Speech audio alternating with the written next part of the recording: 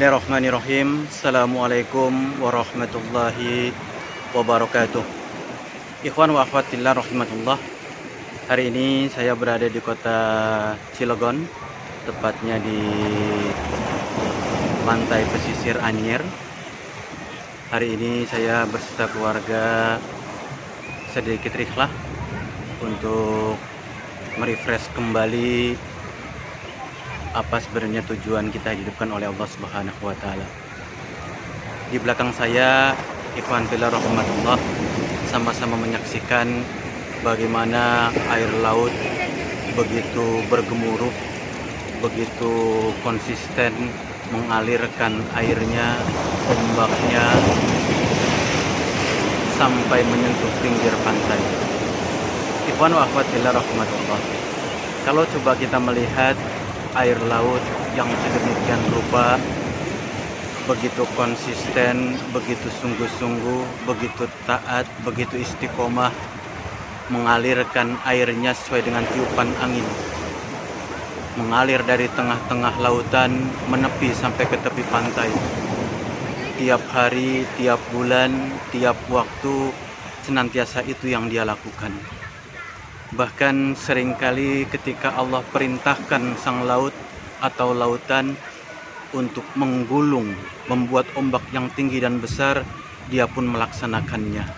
Bahkan sering kita jumpai peristiwa gempa, tsunami, itu pun kontribusi dari laut yang dihadirkan oleh Allah kepada kita semua.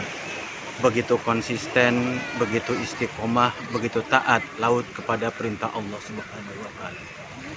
Maka ikhwan fillah rahimatullah, Allah senantiasa menghadirkan semua makhluknya, manusia, hewan, tumbuhan, bahkan laut, senantiasa untuk beribadah.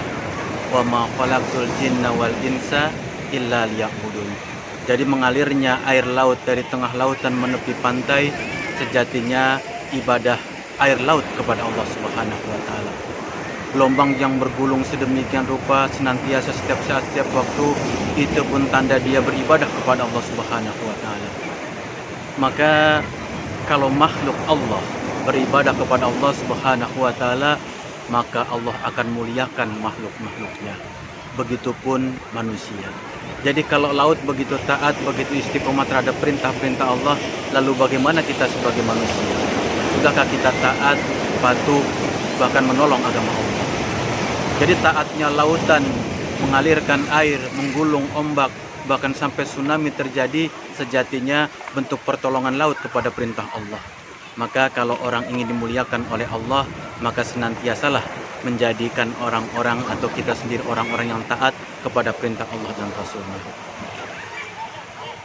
Sehingga ketika kita bicara masalah manusia, manusia akan dimuliakan oleh Allah manakala dia senantiasa istiqomah menolong agama Allah.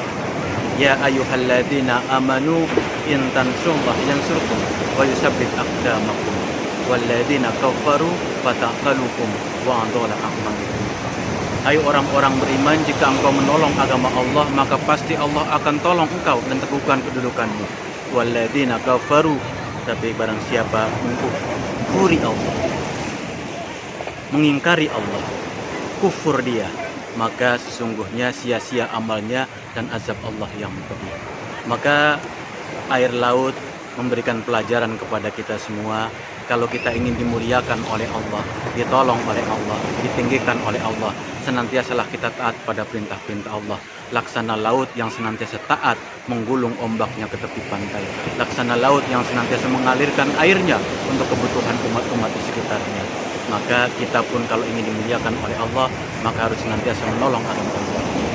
Karena itulah cara kita dimuliakan oleh Allah Subhanahu wa taala. Maka jadilah kita laut yang senantiasa taat, tunduk, patuh terhadap perintah Allah. Sehingga mudah-mudahan kehadiran kita di dunia menjadi makhluk Allah yang mulia. Kenapa? Senantiasa taat, tunduk, patuh pada perintah Allah.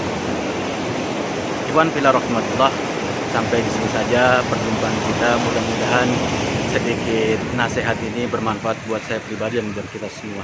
Assalamualaikum warahmatullahi wabarakatuh. Yeah.